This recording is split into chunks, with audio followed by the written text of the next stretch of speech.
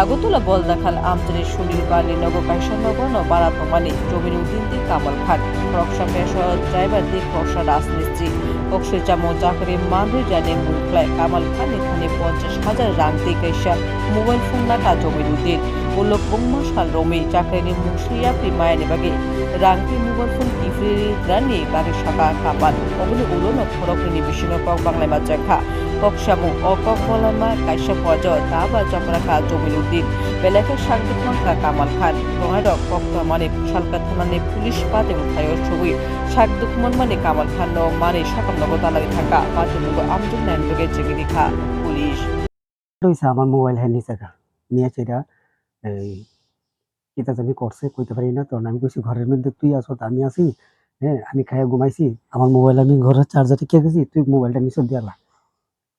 এবার কয় হ্যাঁ মোবাইল দিত না। এটা নিয়ে হ্যার সাথে ঝগড়া হয়েছে। ঝগড়া হওয়ার পরে এরপরে আরেকটা ব্যাপার আছে, আমার মামার থেকে তার আমি 50,000 টাকা লিয়ে দিছি। হ্যাঁ কইছে যে মামার ছেলের চাকরি দিব। এই কথা কইয়া মামার থেকে টাকা এনে দিছে, পরে টাকা টোকা খাইয়া হ্যাঁ আর চাকরিও দিছে না। এই আর এটার ভিতরে এই সম্বন্ধে আর কিছু ওর মাদ্রাসা স্কুলের চাকরি তো চাকরি তো দিছে না। এটা নিয়ে ফের আমার মামা আমারে ধরছে, টাকা লিয়ে দিতাম। তো হ্যার কাছে গেছি, করে মামার তো এটা মনে 2-1 বার গেছে পরে হ্যাঁ খুব খারাপ ব্যবহার করে দিয়ে তার লোক টাকা টোকা দেয় না।